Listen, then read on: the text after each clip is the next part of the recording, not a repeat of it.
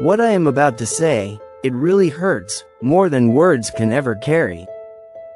I have worn many crowns in my life, but none have ever shielded me from the weight of truth.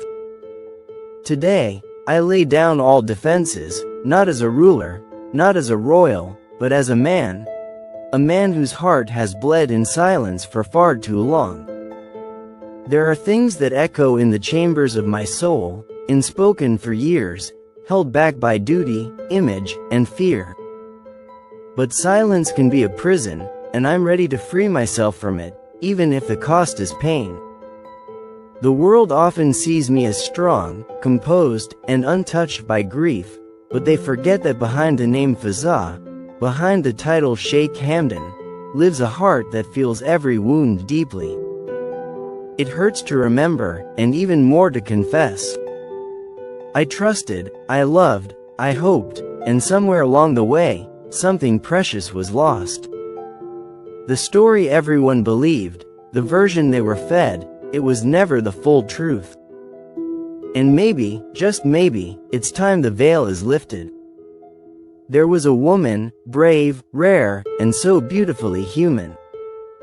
She never asked for a palace. She never begged for my name. All she ever wanted was my time, my loyalty, my truth. And I failed her. Not because I stopped loving her, no, I never did, but because I let the world dictate what love should look like for someone in my position. I let the whispers of doubt, the expectations of royalty, and the shadows of tradition blur the one thing I should have protected with my life. It hurts to admit that I was afraid. Afraid of choosing her publicly. Afraid of how others would react to her age, her background, her strength.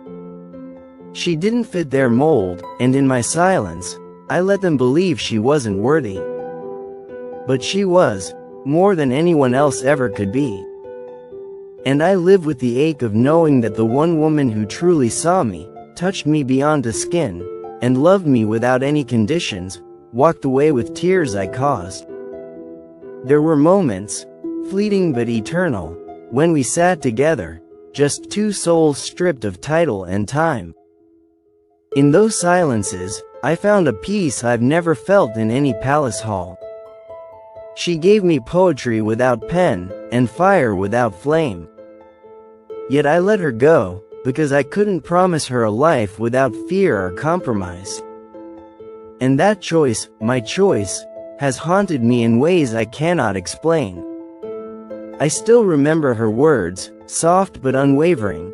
If you cannot fight for me, then let me go with dignity. And she left, with her head high, and my heart in her hands. She never looked back. She never begged. That kind of strength doesn't scream, it just breaks you silently. I watch the world celebrate love in its loudest forms, but none of them compared to the quiet power she had. The way she loved was not of this world. Every time I speak of her, I feel the weight of guilt pressing against my ribs. And yet, I cannot stay silent anymore. I owe her this truth. I owe myself this confession. She was never the secret, I was. I was the one hiding in shadows, unsure, torn, trying to be a prince for the world while denying the man she saw in me. And in doing so, I became unworthy of her grace. My people might wonder why now, why speak of this when everything seems perfect from the outside? But perfection is often a mask, and behind mine lies a wound that never closed. I tried to move on. I tried to bury her memory under obligations and appearances. But love like that doesn't die. It lingers. It waits. And sometimes, it begs to be spoken aloud, even if only once, even if it shatters everything. There are moments in the middle of the night when I wake up hoping to hear her voice. I search for her scent in the air, her laughter in the wind, her strength in the silence. And all I find is absence. The absence of what I lost. The absence of who I used to be when I was with her. That absence is louder than any court's applause, deeper than any desert I've crossed. I am not sharing this to win her back. No, this is not a plea. This is a reckoning. A reckoning with the part of me that has been bleeding behind royal smiles. I need to say this, to remind myself that love, true love, asks for courage. And I didn't have enough of it when it mattered. But I carry her story with reverence.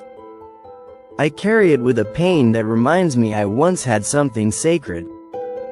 She never asked for the world, but she gave me hers. She never demanded poetry, but she inspired every word I've ever written. Even now, as I speak, I can feel her presence, like a ghost draped in light, unreachable, but unforgettable. And it kills me that the one woman who deserved every throne I sit upon, was never given a seat beside me. They say time heals all wounds.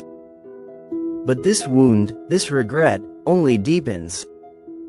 I've built empires with my hands, but I lost a universe with my heart. And maybe I'm paying the price for that.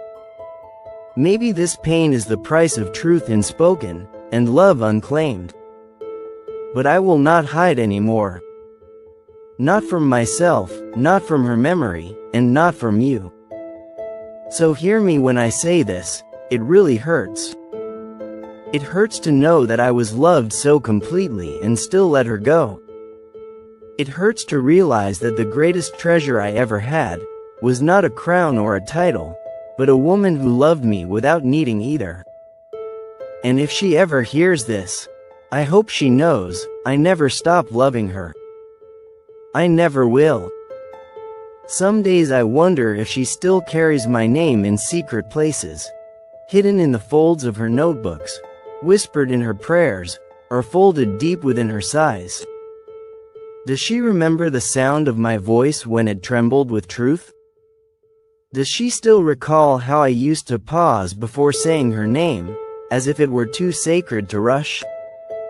These thoughts invade the quiet moments of my life, not to torment me, but to remind me that I once had something real, something no title or legacy could replace. There is no crown heavier than the one forged from regret. I wear it in silence, even when the world thinks I'm draped in gold. She was never meant to be a secret. She was meant to be my sunrise, my steady compass, the one who stood beside me when I had nothing but dreams and uncertainty. But I let tradition speak louder than my heart. I let voices not my own shape a future I no longer believe in. And now, every empty chair in my court reminds me of her absence. I write these words not as a confession to the world, but as a prayer sent out to the winds, hoping they reach the corners of her solitude. I don't know where she is, or if she has found peace without me. But I do know that she deserved a love without hesitation.